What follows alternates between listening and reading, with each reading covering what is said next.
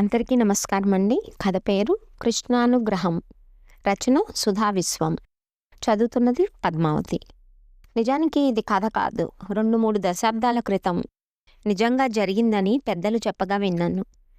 ఈశ్వరానుగ్రహం ఎప్పుడు మనపైన ప్రసరిస్తుంది, అందుకు ఏమి చేయాలి, భగవంతుని పట్ల ఎంత భక్తి కలిగి ఉండాలి అంటే అది ఇదమిద్దంగా చెప్పటానికి ముందు భగవంతుని గురించి తెలియాలి.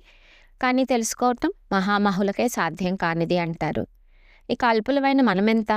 అందుకే మహాభక్తుల కథలు, వారు భగవంతుని నిర్హేతుక కృపను ఎలా పొందారు అనేది తెలుసుకోవటం, చదవటం ద్వారా మనకు అలాంటి మానసిక అనుభవం కలుగుతుంది. భగవంతుని తల్లిగా, తండ్రిగా, కొడుకుగా, స్నేహితుడిగా, బంధువుగా, గురువుగా ఇలా ఎన్నో రకాలుగా సర్వస్వంగా భావించి ఆయనను చేరుకోవచ్చు అని మన వేదం వాగ్మయం చెప్తుంది. ఒక్కో భక్తుడు ఒక్కొక్క విధంగా భగవంతుని భావించి తరించారు. అలాంటి భక్తులలో ఒకరు ఎలా కృష్ణుని అనుగ్రహం పొందిన సంఘటన 2-3 దశాబ్దాల క్రితం నిజంగా జరిగిందంట. ఒక ఊరిలో రంగాచార్యులు అనే మహానుభావుడు ఆ ఊరి వేణుగోపాలుని ఆలయంలో అర్చకత్వం చేస్తూ భార్యా పిల్లలతో జీవించేవారు.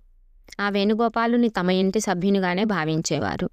స్వామికి ఎంతో భక్తితో కైంకర్యాలు నిర్వహించేవారు. ఆ దంపతులకు ఒక్కతే కూతురు. ఆ దంపతులు ఉన్నదాంట్లో తృప్తి పడుతూ జీవనం సాగించేవారు.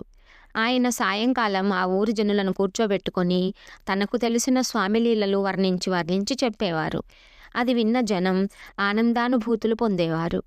ఇలా ఉండగా కాలక్రమంలో వారి కూతురు యుక్త వయస్సుకు వచ్చింది. ఎవరినైనా అడిగి ధనం సమకూర్చుకొని మనకి తగిన పెళ్లి సంబంధాలు చూడండి అంటూ భార్య చెప్తూ ఉండేది. కానీ అలాగే అంటూ ఆయన ఏ ప్రయత్నాలు చేయలేదు. అంటే స్వామి సేవలో నిమగ్నమై మర్చిపోయేవాడు. అలా ఉండగా ఈయన భక్తి ప్రపత్తులు విన్న వేరే ఊళ్ళో ఉన్న రామాచార్యులు, ఇటువంటి కుటుంబంతో వియ్యమందితే చాలా బాగుంటుంది, ఆ ఇంటి అమ్మాయి మా ఇంటి కోడలైతే మా కుటుంబము తరిస్తుంది అనుకొని తన భార్యతో సంప్రదించాడు. ఆవిడ కూడా అంగీకరించింది. అంతటి భక్తుడి దగ్గర ఏమీ అడగకూడదు, ఆయన లేమిని ఎత్తి చూపినట్టవుతుంది, కోడలు వస్తుంది అదే చాలు అనుకున్నారు ఆ భార్యాభర్తలు. ఒక మధ్యవర్తి ద్వారా కబురు పంపారు రంగాచార్యుల వారికి. ఆ విషయం విని రంగాచార్యుల దంపతులు ఎంతో సంతోషించారు. చూసావా, స్వామి చూసుకుంటాడని చెప్పాను కదా, అనవసరంగా కంగారు పడ్డావు అన్నాడు భార్యతో. ఆమె నిజమేనంది. రామాచార్యుల వారు మళ్ళీ కబురు పంపారు. దాని సారాంశం, మీరు మాకు కానీ కట్నం ఇవ్వక్కర్లేదు, మీతో వియ్యమందటమే మాకు చాలు, ఇక ఏకంగా పెళ్లి ముహూర్తం పెట్టించి కబురు పెడితే వచ్చేస్తాం. అది విన్న రంగాచార్యుల భార్య, ఆయన సన్నిహితులు ఎంతో సంతోషించారు. కానీ ఆయన మాత్రం సంతోషించలేదు సరికదా, వాళ్ళని ఒకసారి కలిసి వస్తానని భార్యకు చెప్పి వాళ్ళ ఇంటికి వెళ్ళారు. అలా సంప్రదాయం ప్రకారం మీకేమి కావాలో చెప్పండి, అన్నీ ఇస్తాను అనగానే వాళ్ళు ఆశ్చర్యపోయి ఏదో మొహమాటం కొద్దీ అంటున్నారనుకొని అబ్బే ఏమీ వద్దండి అన్నారు. కానీ ఈయన వినకుండా చెప్పాల్సిందేనని పట్టుబట్టారు. ఎంత నచ్చజెప్పినా వినకపోవటంతో ఇక రామాచార్యులకు ఒళ్ళు మండి చాలా పెద్ద లిస్టు చెప్పి, అవన్నీ మేము బయలుదేరటానికి ఒకరోజు ముందు పంపిస్తేనే మేము వస్తాం అని చెప్పారు. వాళ్ళు చెప్పింది అంతా పేపర్ పైన లిస్టు రాసుకొని అలాగే అని చెప్పి వెళ్తున్న ఆయన్ని ఆశ్చర్యంగా చూస్తూ నిలబడ్డారు. రంగాచార్యులు ఇంటికి వచ్చి విషయం భార్యతో చెప్పారు. అది విన్న ఆవిడ తల కొట్టుకుంది. మీరు సంబంధం చూడకపోగా వచ్చిన సంబంధం చెడగొట్టేటట్లున్నారు. పెళ్లి చేయటానికే ధనం ఎలా అని అనుకుంటుంటే ఇప్పుడు ఇలా చేశారు. మనకి ఏముందని ఇవన్నీ ఇస్తానని చెప్పొచ్చారు, ఇప్పుడు ఎక్కడి నుంచి తెస్తారు అని అడిగింది బాధగా.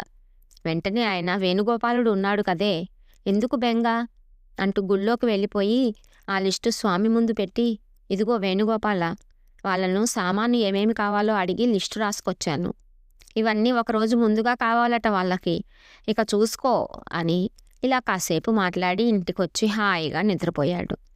పెళ్లి సమయం దగ్గరకు వచ్చింది. భార్య ఆందోళన పడసాగింది. ఊళ్ళో వాళ్ళందరూ ఏనో పిచ్చివాడు అనుకుంటున్నారు. అక్కడ రామాచార్యుల ఇంట్లో అనవసరంగా అంత లిస్టు చెప్పామేమో, పాపం ఆయన ఎక్కడి నుంచి తెస్తాడు అంటూ మాట్లాడుకుంటున్నారు. ఇంతలో ఎడ్ల బండ్లు వరుసగా వచ్చి నిలబడ్డాయి. అందులో నుంచి సామాను కిందకి దింపి బండివాడు వచ్చి, అయ్యా, రంగాచార్యుల వారు పంపించారు, మీరు చెప్పిన సామాను సరిగ్గా ఉంది లేనిది చూసుకొని చెప్తే మేం బయలుదేరతాం అన్నాడు. చూస్తే అన్నీ ఉన్నాయి. రంగాచార్యుల వారే పంపి ఉంటారు. ఎవరి వద్దనో అప్పు చేసి అనుకొని వాళ్ళను పంపించి వేశారు. పెళ్లికి బయలుదేరి వెళ్ళారు రామాచారుల గారు. వీళ్ళు చెప్పిన విషయం విన్న అందరూ ఆశ్చర్యచకితులయ్యారు. ఆయన అసలు పంపలేదని ఊరివారు చెప్పారు. అది విని పెళ్లివారు ఆశ్చర్యపోయారు. వారి భక్తికి, స్వామి కరుణించిన తీరుకి నిజంగా మనం ధన్యులమయ్యామని పెళ్లివారు అనుకున్నారు. కూతుర్ని అత్తవారింటికి పంపి ఆ దంపతులు ఆ వేణుగోపాలస్వామి సేవలో తరించారు. మహాత్ముల కథలు విని మనం ఆనందించాలి, కానీ మనం అనుకరించటానికి వీలు కాదు.